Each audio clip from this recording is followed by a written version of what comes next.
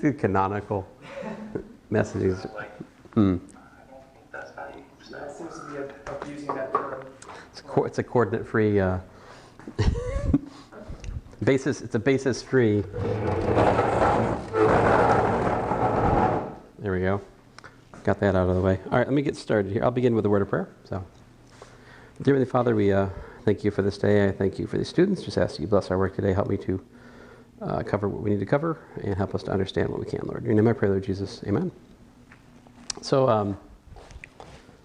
all right. So my goal today is to give us some sense of what a distribution is, how they work, but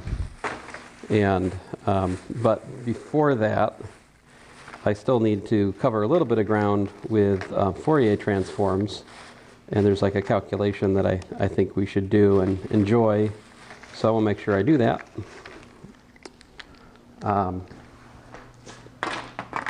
Because I think it's partly built over what we did last time. So this is section 5.12, and so he starts with just sketching the general thing, which is that if you have, basically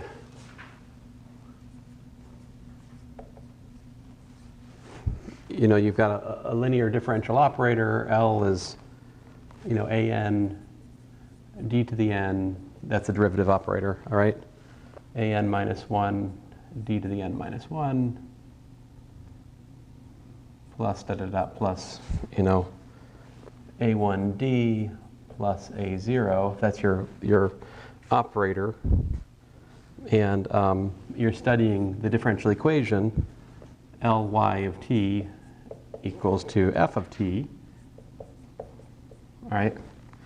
Then you can Fourier transform that thing, right? You can Fourier transform that. And when you take the Fourier transform of this, you get, an I omega to the n power plus an minus 1, I omega to the n minus 1 plus plus a1 I omega plus a0, right?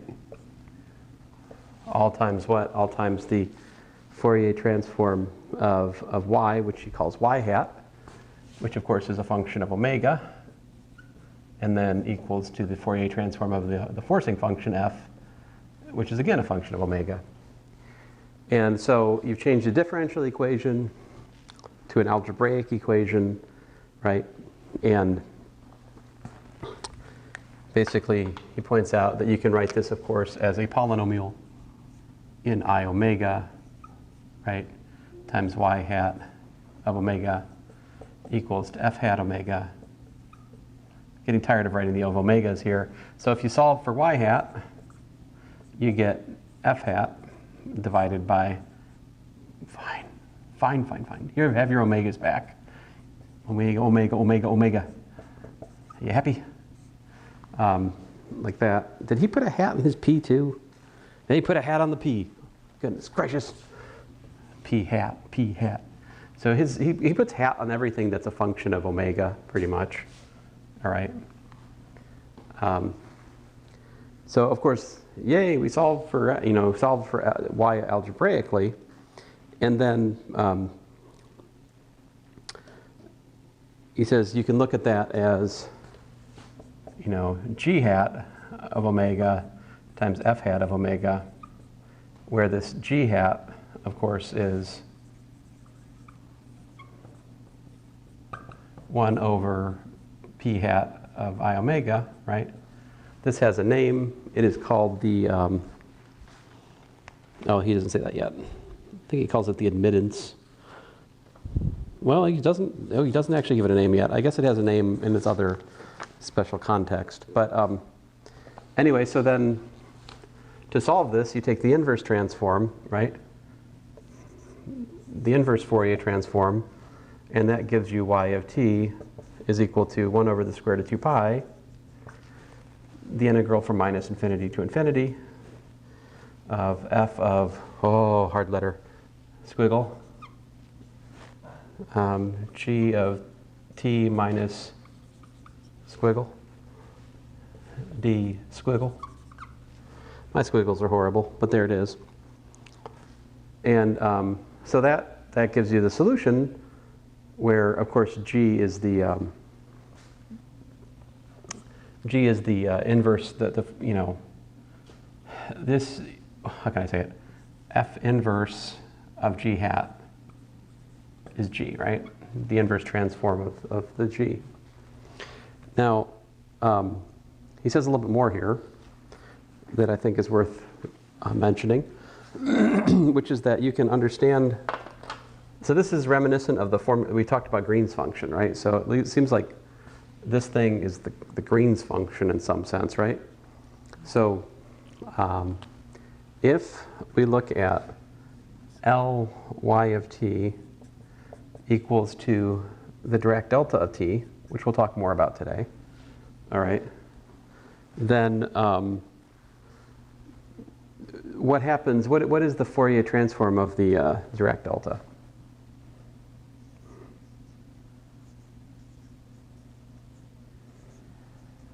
Let's see here, what was the Fourier transform? I've already forgotten it. I have to look it up. I believe there was a 1 over 2 pi, was it? Or square root of 2 pi? Yeah, 1 over square root 2 pi. Integral from minus infinity to infinity. E to the minus I. All right. So we have the delta of t, and then e to the, what was it, I omega?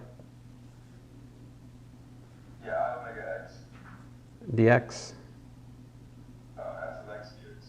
Oh, so this is, so I should write delta of, oh, if I put a t here, then I should do I omega t dt in this context, yeah? Okay, so then, long story short, the Dirac delta is a beautiful thing. It turns integration into evaluation.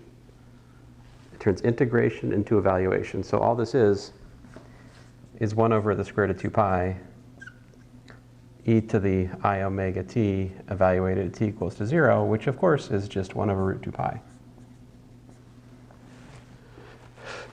So if I take the Fourier transform of this differential equation, right, so this right here is called the unit impulse function, which is also the Dirac delta function. Then I would get, p hat I omega y hat of omega equal to, well, 1 over square root of 2 pi, yeah?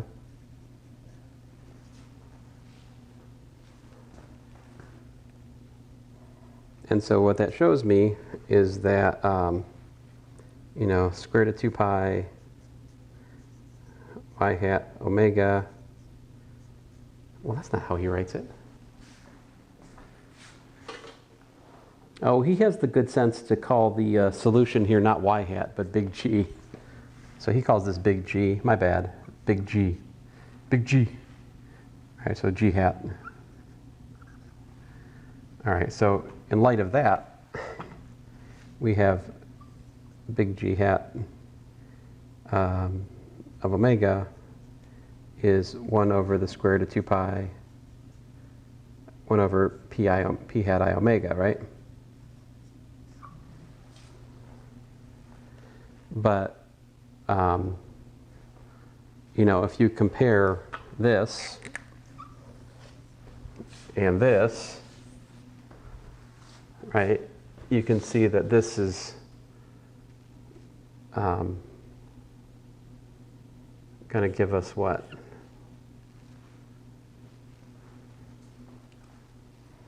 Let's see here. So I've got if I bring the 1 over root 2 pi into here, then I can just write this as integral minus infinity to infinity f of zeta, squiggle, big G of t minus squiggle, d squiggle.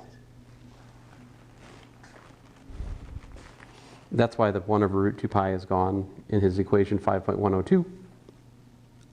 And this is This is Green's function for this problem right here. So Green's function is indeed the solution to the differential equation with the unit impulse as the forcing function. Now, why is it called the unit impulse? Do you guys know? Well, so essentially the term unit impulse comes from physics. So in physics, if we have, dp dt, right, equals to the net force. So this is the, Newton's second law written in momentum. And if you integrate this guy, say from T1 to T2, integral, F net from T1 to T2, well, if you set this equal to the Kronecker delta at, say, time T3, all right, then this is just equal to, well, it's either equal to 0 if T3 is not an element of T1 to T2, or it's equal to 1 if T3 is an element of T1 to T2.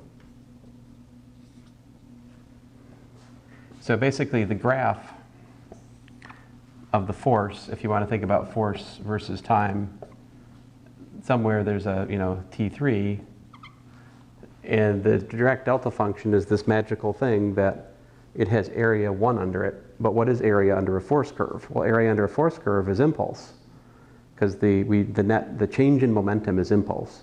So unit impulse means area 1. So it's just that. That's why it's called unit impulse. So the graph is like this, but this has area 1. So this is the change in momentum, or sometimes you call that J, Okay.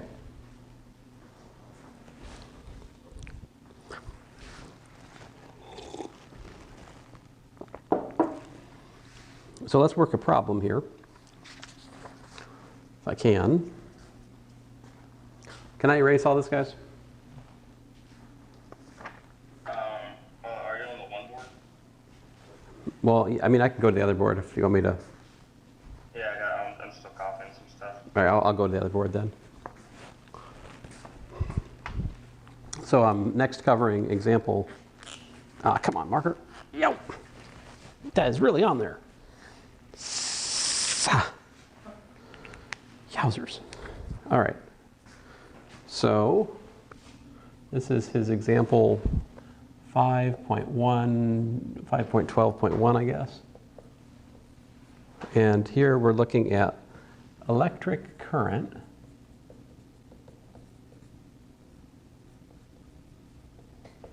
I of t, and it is governed by the equation L di dt plus R times I is equal to E.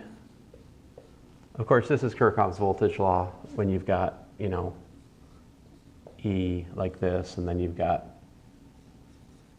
a resistor and an inductor, right? This is actually Kirchhoff's voltage law for that situation. And so here L is the inductance, R is the resistance, and E is the applied electromagnetic force. So, electromagnetic force. It's actually the voltage, though. This is unfortunate terminology, but it is. It's sometimes math preserves. Well, anyway, I'm not sure. It's not the first time I've heard it. It's just it bothers me. Electromagnetic force. Anyway, it is the voltage. Ri is voltage. This is voltage. So potential energy per unit charge, right? Now this is E naught, e to the minus absolute value of t. All right. So that's our differential equation. All right. That's the voltage applied. Audric, are you ready to me put you on the other board or no? Yeah, you're good. So put you to the other board? Yes, sir. All right. I will transfer you. Beep, beep, beep, beep, beep. All right, sorry, I'm an idiot. Let's see here. A little high. A little high? I forget. Yeah. Maybe here? Yeah, I think that'll be good. Bueno? Yep. Okay. Let's see here. Where was I? All right, so so what we're going to do is take the Fourier transform of the differential equation to solve it. So we've got, L and R are constants, so we have L times the Fourier transform of di dt, right? Plus R times the Fourier transform of the current equals to the Fourier transform of E naught e to the minus t. All right? Now let's see here. We learned that the Fourier transform of the derivative amounts to multiplication by, was it I omega or minus I omega? I'm going to cheat and look at my book. Just I omega. So we get a I omega L, and this gives us I hat.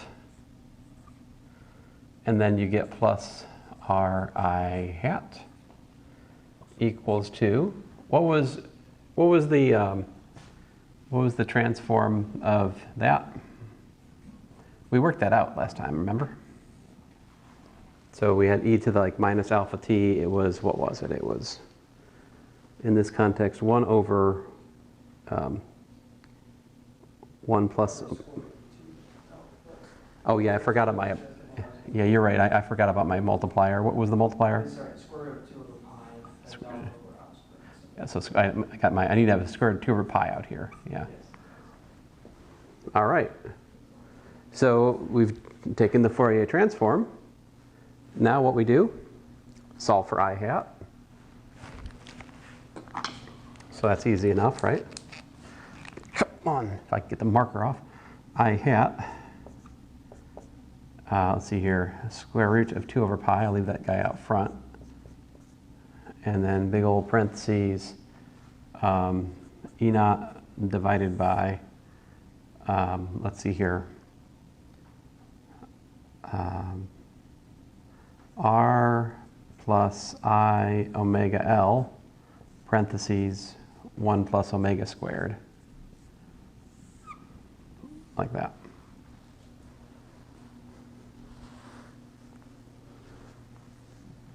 All right, now how do we find the current? Then what do?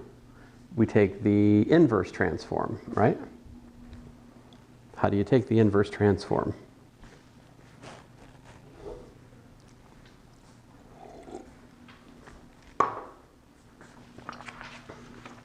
Of course, if you're a good electrical engineer, you look up on your table of inverse transforms and you just don't work anything out. You just consult a table of things, right? But we're going to behave and try to actually calculate it. So, and at this point, Audric, I'm going to go back to the other board. That's okay. Because it's about to get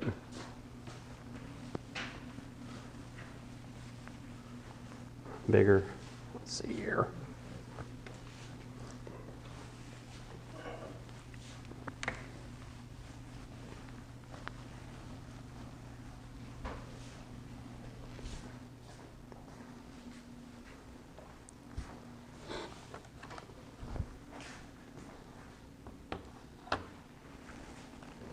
We good? Yep. Did I have you to the, there we go. Where was I? Okay, so I should be I of t should be the integral, well, E naught over pi. Why is that? Do you see that from the, we divide by square root of 2 pi for the inverse transform, right? So that cancels with the 2 and the pi that were there before. Well, the pi multiplies and the 2 cancels, right? So we get pi outside. The root is gone. And then we have e to the I omega t d omega divided by I omega L plus R times 1 plus omega squared.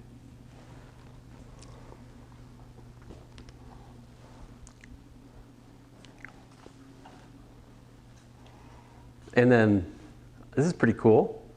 So we can look at the complex function, right? We can look at like f of z equal to like e to the I omega z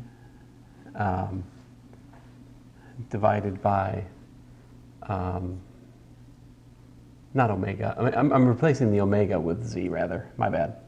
So IZT. Oh, you get Cauchy, yeah.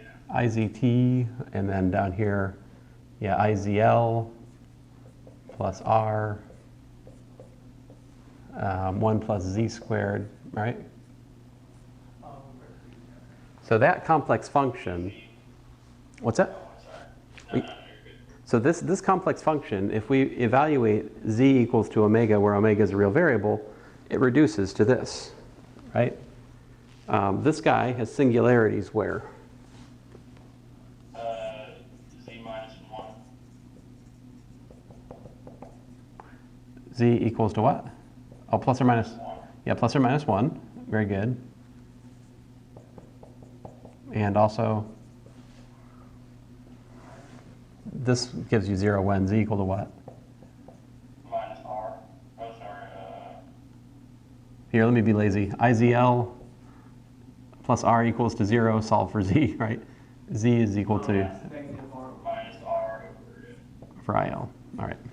Wait, we're saying z equals plus or minus 1. Do we mean plus or minus I? Oh, thank you. Plus or minus I, yeah.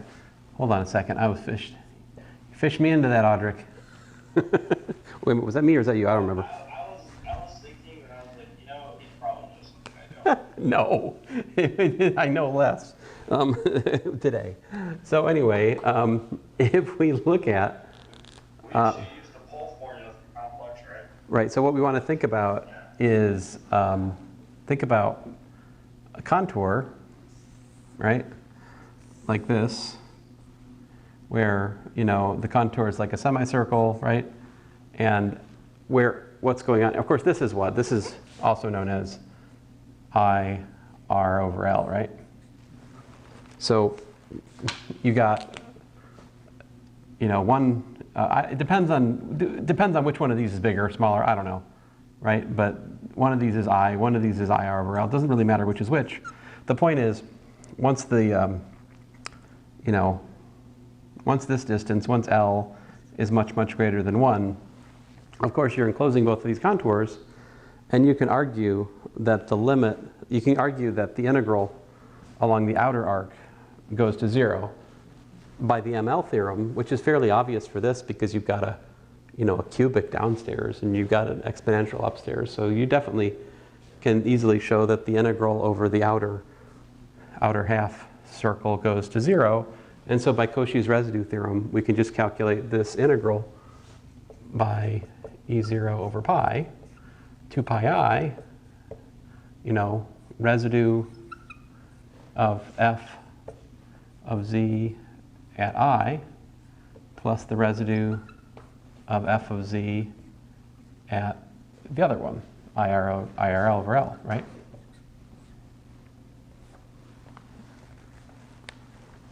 And those residues are pretty easy to calculate. What you got is 2 E naught I, right? So to calculate the residue at I, I guess it would be helpful if I just did one more thing. Let's rewrite that as z plus I times z minus I, okay? So to figure out the residue at I can just plug I into everything here. That's the rule. So I have e to the IIT divided by, IIL plus R times 2I, I believe. And then the other residue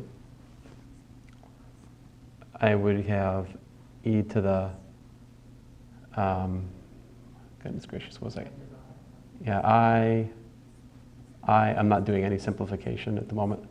You're fine though. IRLT, right? Divided by, all right, so this part, oh, I gotta be careful. I need to write that, my bad. The theory of residues requires me to, I have to think of this. I need to factor IL out, right? So this is Z plus R divided by IL. I should look at it like that. So that's why I have an IL here from that. And then I've got Z squared plus 1 plugging in IR over L squared plus 1 is the other piece. So that's the residue as I see it. I could be wrong, right?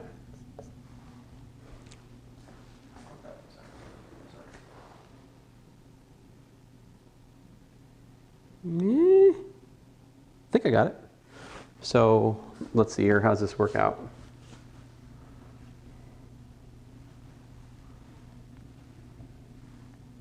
So let's see here, these two i's and these two i's cancel, and we've got E naught e to the minus t divided by r minus L, right? For that first term. And then, let's see, on the other one, the i's cancel again. But this time there's no 2 to cancel, so I've got 2 E naught e to the minus RT over L divided by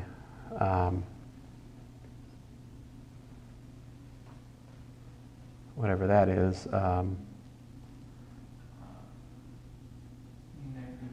IR squared over L plus IL, I think. So that times that, right? So I canceled the I with this I. Okay, I'm sorry. Yeah. So I'm just left with, so L minus R squared over L, I think.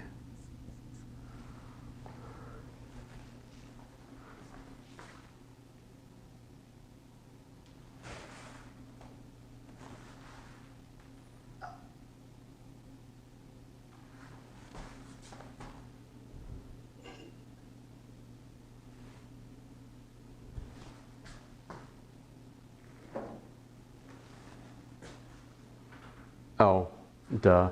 So he chose instead to multiply the top and the bottom by L to rewrite this as, L squared minus R squared. If you do that, you just got to float an L up here and then you got it. So there you go. That is the current in the book.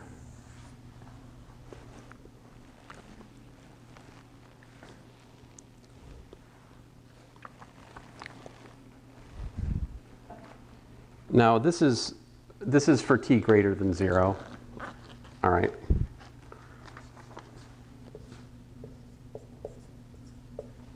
Because you see why you need that.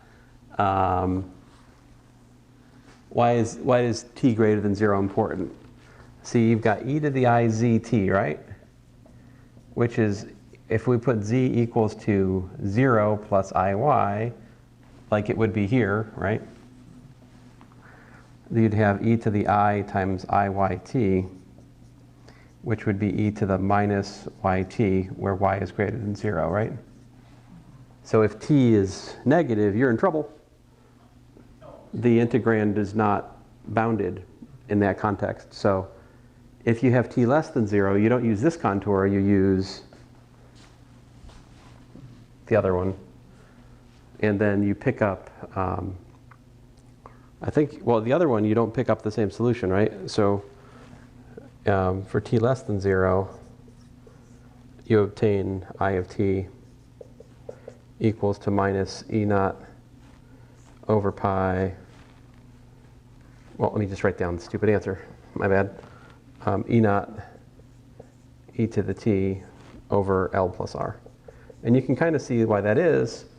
It's because this guy doesn't even appear if you take the contour, the relevant contour in the other situation, like this one, you know?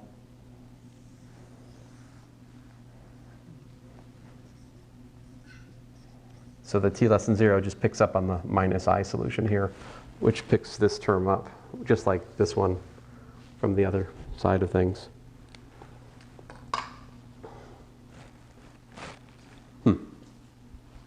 Interesting.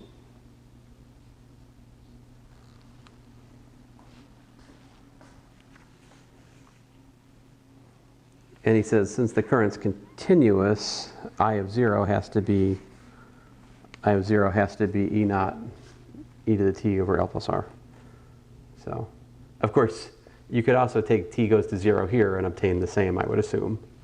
Although it's not immediately obvious why that limits to that with time 0 plugged in it, but it would. Anyway, so I just wanted to go through that example with you guys, just to show you, you know, a sample calculation of how you can actually solve a differential equation with Fourier transform, because it's pretty neat.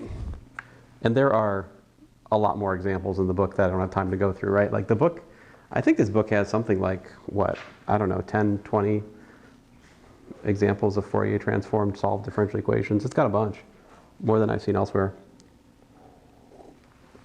for the most part. So it's pretty explicit. It's got a lot of details. It's nice. I was just talking to another faculty saying it would be nice if I had a course in advanced differential equations I could regularly teach. I might eventually learn this stuff so that I really know it well enough to just, you know, teach it without, if I have to pick up a book, I feel like I don't really know it, you know, but.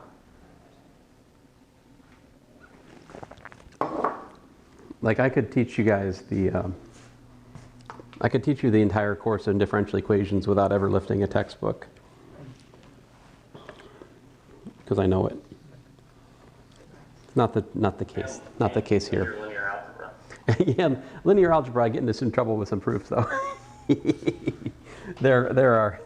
I mean, there's large. You're right, Audric. There are large large themes in linear algebra I can do without looking at stuff, but certain proofs, there's just something. You just leave it as an example for the class. That's what I should do. I should hide my ignorance better. See, if I made a habit of taking the posture, I don't know, what do you think? If I did that more, I could hide what I don't know better, you know?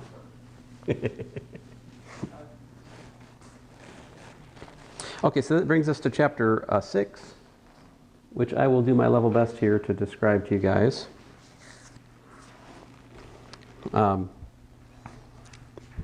So I'll read the quote at the start of chapter 6. There's two of them, I think, which are interesting. The first quote is by Poincare, Henry Poincare. He says, however varied may be the imagination of man, nature is still 1,000 times richer. Each of the theories of physics presents partial differential equations under a new aspect. Without these theories, we would not know partial differential equations. What he's saying is that the problem of physics has brought us to look at partial differential equations that we probably would never have bothered to look at just for the sake of the mathematics. And I think that the examples in this chapter testify to that fact. Like he has example after example after example from mathematical physics exhibiting, you know, just the rich class of examples and problems that we're interested in solving that have been solved, that people have spent their career solving, you know. And then this other quote, between 1930 and 1940, several mathematicians began to investigate systematically the concept of a quote-unquote weak solution of a linear partial differential equation, which appeared episodically and without a name in Poincare's work. It was one of the main contributions of Laurent Schwartz when he saw in 1945 that the concept of a distribution introduced by Sobolev, which he rediscovered independently, could give a satisfactory generalization of the Fourier transform, including all the preceding ones. So the basic concept here is that in some sense this idea of distribution is a generalization of the idea of Fourier transform. I'm not sure I entirely understand that yet, okay? But I find that an intriguing quote, one that I'd like to take ownership more of myself. So Sobolev and Schwartz in the early 20th century, like 1936 and in the 40s to 50s, they developed the theory that's in this chapter. So sometimes these kind of distributions are called Schwartz distributions. All right. So let me get straight into it. There's a theoretical preamble that probably we shouldn't neglect because I think it allegedly sets the stage here. I'm not 100% sure we need to do it, but I'm going to do it. And if I regret it, I'm sorry. But here he goes. So this is section 6.2. All right. And he starts with an operator, and this operator is pretty general. So alpha is a multi-index of length at most m, and that coefficient, these are constant coefficients at the moment, I guess. And d alpha is a multi-derivative, all right? And so he looks at Lu equal to the sum alpha less than or equal to m of a sub alpha d sub upper alpha of u equals to f. So this is a considerable generalization of the differential equation I had written on the board at the start of class today. We're talking about a partial differential equation of order m in n variables. So here, d alpha formed with partial x1, partial x2, all the way out to partial xn, and it has order m, at most m, all right? So he says this equation only makes sense if all of the derivatives of u appearing in L exist. He says that puts a rather severe restriction on the family of solutions, and as we will see later, there is often no such solution, all right? Let phi be an infinitely differentiable function on Rn vanishing outside some bounded set. Let phi be smooth on Rn and vanishing outside some bounded set. I think, I could be wrong, but I believe that is to say that phi is smooth with compact support. It's non-zero outside some bounded region. Excuse me, it's other way around. It's zero outside, it's vanishing outside some bounded set.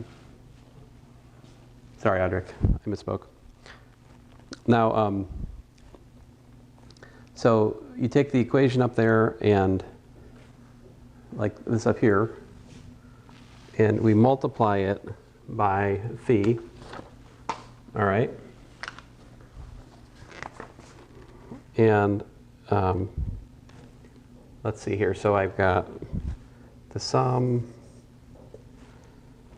bounded, some index less than order m, a sub alpha, d upper alpha, u of x, all right, times phi of x is equal to f of x, phi of x, all right? And then what's he do to that? He integrates that over Rn. And, oh man, I'm so glad I taught Fourier series this morning in Calculus 2 because I already start to see some of the analogy. What I did in Calculus 2 this morning is I wrote down the Fourier expansion, potential Fourier expansion for a function. And then what I did was I multiplied both sides of the equation by sign, and then I integrated it over the appropriate region. So it's very reminiscent of what we're doing.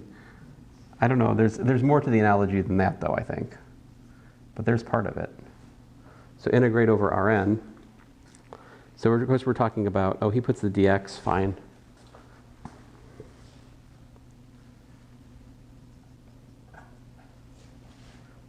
All right. And then he says, since phi of x is equal to 0 outside a bounded subset of Rn, we can do integration by parts. All right. He says integration by parts yields that this is actually equal to, I'll work it over here if you don't mind, the integral over Rn of parentheses the sum alpha less than or equal to m a sub alpha u of x minus 1 to the degree of the index alpha d alpha phi of x, close the integral. And this is integration by parts since phi of x equals to 0 outside some region. So this is using multivariate integration by parts, which begs some questions in and of itself, right, if you haven't looked at that before. But it is something you can do. All right. Then what?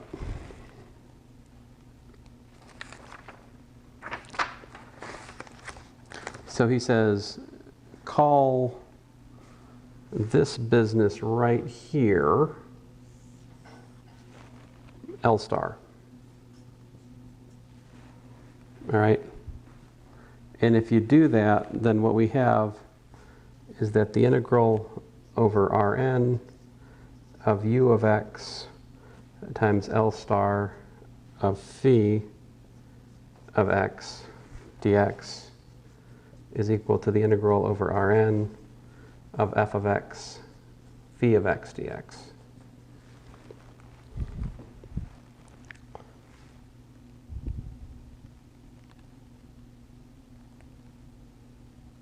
And he says, okay, so this analysis shows that every function satisfying, let's see this here, every function satisfying 6.2 also satisfies 6.7. What is 6.2? What's 6.7? This right here is 6.7. All right. What's 6.2? That's this one. So let's see here. If we have a solution to the differential equation, we must likewise have a solution to this here integral equation, right?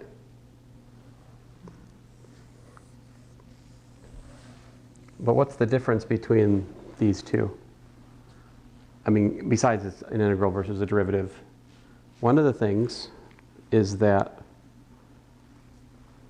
you've got these smooth functions vanishing outside some bounded set appearing here, right?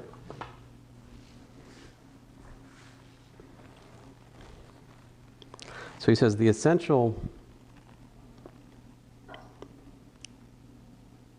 well, let me get to the punchline here.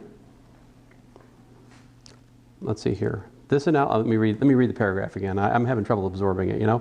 This analysis shows that every function u satisfying 6.2 also satisfies 6.7. On the other hand, a function u may satisfy 6.7 without being differentiable. Woo.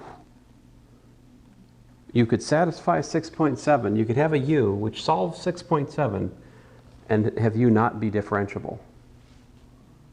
So in other words, solution of this implies solution of that. However, the set of solutions to this is larger. Okay? In principle. He said this observation becomes the fundamental idea behind the theory of generalized functions. And here it is. Well, I mean, this isn't it, but here's the next comment. If you have f and g, if f of x is equal to g of x for all x in Rn, all right, And here f and g are continuous. They're given to be continuous functions on Rn.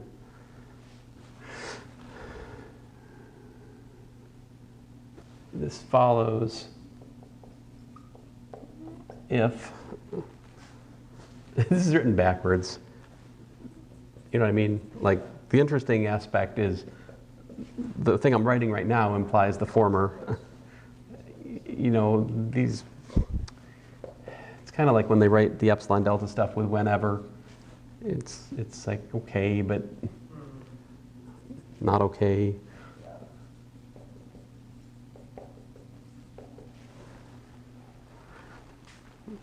But there's more. For every phi in C infinity Rn vanishing outside some bounded set. So if you can show that the integrals of two functions match up for arbitrary phi, which are smooth and vanishing outside some bounded set, then that suffices to prove that the functions are equal at each point in x. And yeah, well, if they're continuous. I think the backdrop here is f and g are continuous. Now, if f and g are not, yeah, well, he bounded, so I guess it's in Rn's. So I mean, I guess, we need it's closed for it to be compact. I guess that's why he's not saying. That's why he's not saying compact support, is because he hasn't said closed and bounded, has he? If he said closed and bounded, we'd be talking about compact support, I suppose. I'm not sure why we're not doing that, but there probably is a reason.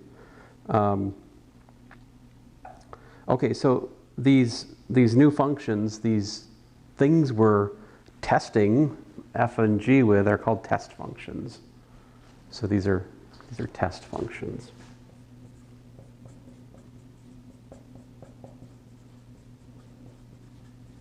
So like the arguments in the theory of distributions are all run through test functions, right? These arguments using test functions. So let me, I think I can actually erase everything we have here.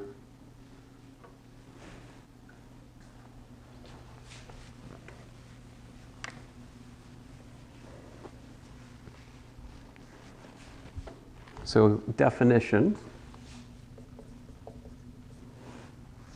by test function, what do we mean? Oh man, I don't need to write this, I just wrote it. I mean, phi is an element of, C infinity Rn with phi vanishing outside some bounded set. All right. And the space of all test functions is denoted, so we say phi is an element of, you can either do d of Rn, or in our context, we'll just say that that's d, all right? Like a big D. And he says, instead of infinitely differentiable function, we'll often say smooth function. I think I've already been doing that. Okay, so let's see here.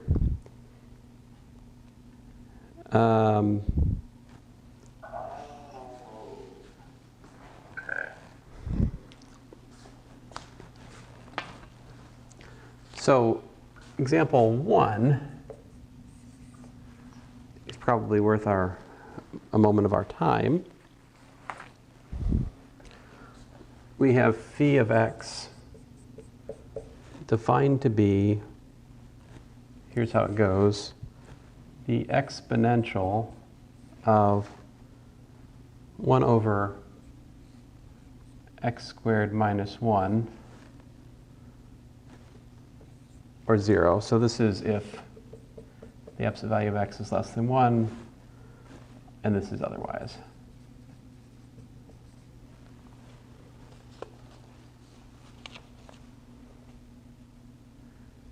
So do you guys see how that works? It should be a what? It should be a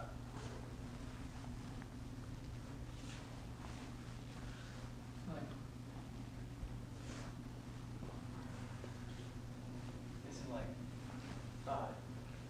roll up that boundary points 1 and -1, Yep. and it's like within that, the domain is bounded, really, because it's 0 everywhere else.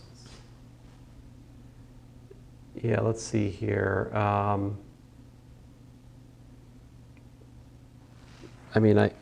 Well,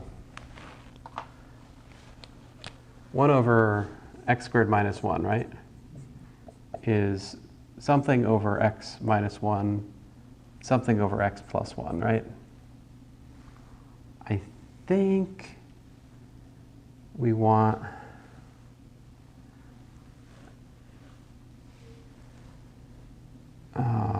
minus here and a half. Let me write it with the half up front. Am I right?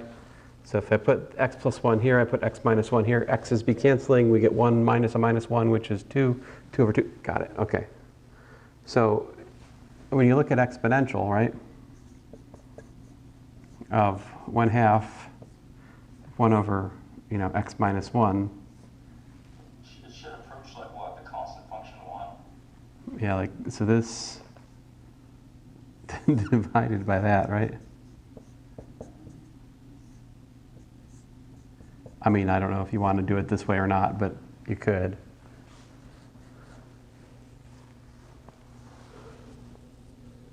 So if you go to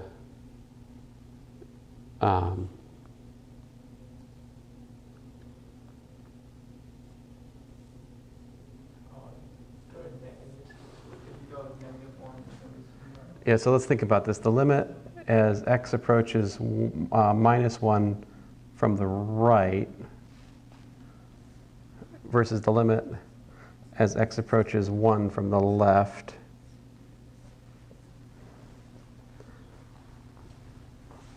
I mean, it's got vertical asymptotes, right? And I believe the graph of this thing looks something like this, right? At least I want that to be it. Well, it's 0 outside. So at 0, it's minus 1, and it's got vertical asymptotes. It's got to be that. Well, if it's 0, if it's not within. I'm not graphing the exponential. I'm just graphing the input to the exponential. This is the, y equals 1 over 1 minus x squared minus 1 function. Oh, sorry. I'm just trying to understand that. So my point to you is that, this, let me just get straight to the point. This guy, in both cases, this is minus infinity.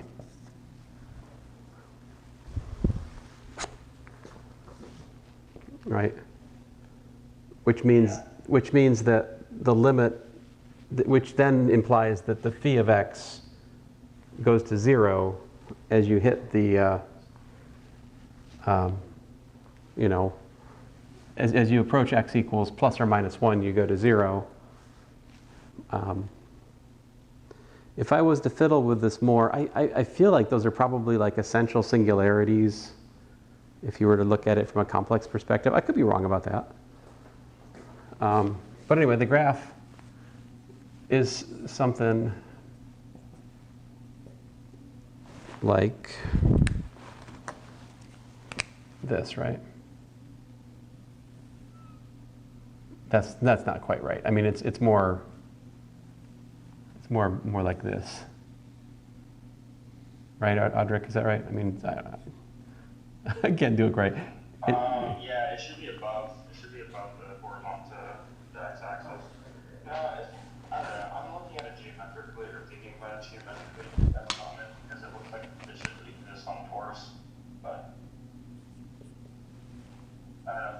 I see it. Torus. I don't know. Yeah, look, so look at your first drawing. It looks like if you like the middle section, like it wraps around to the top, and then the two ends wrap around, like it goes on a torus. Hmm.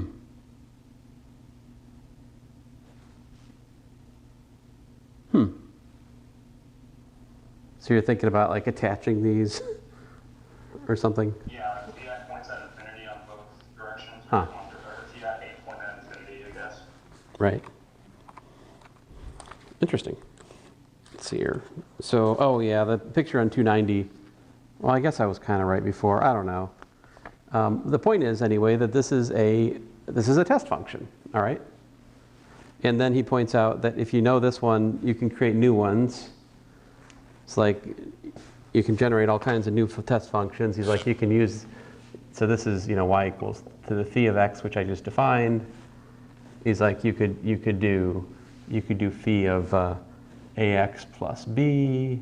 You could do f of x times phi of x, where f of x was an arbitrary smooth function. You could even do the kth derivative of phi, for k in the natural numbers. And if you want to generalize this to n dimensions, what you do is just this. So I think this is one of the games you could play to build the bump function, Audric. Like for manifold theory. So I think we're getting into that realm. So all of this, let me put some parentheses here, inverse, like reciprocal of all that, and that's if x1 squared plus plus xn squared are less than 1, and 0, else. And then, then it's harder for me to picture this thing, So I guess I could try, and here's my lame attempt at the two-dimensional one. Right? It's something like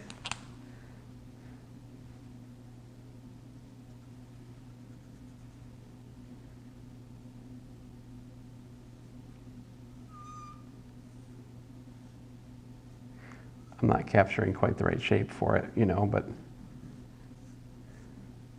and then it's 0 outside the that's x squared plus y squared equals to 1, So it basically you just take this thing, right, and just rotate it around, and that would give you the two-dimensional bump function. We don't really try to visualize three-dimensional functions directly. But if you could, I guess you could view it in terms of you could color three-dimensional space according to the values and kind of see where the function was, and it would, if you used, like clear for 0, and then say colors for numbers between 0 to 1, you'd have this like colorful sphere close to the origin, and then it would just be clear outside. You'd have this sort of density cloud. All right, so theorem 6.2.3 says that the space of test functions is a vector space. In fact, more than that, if you have a test function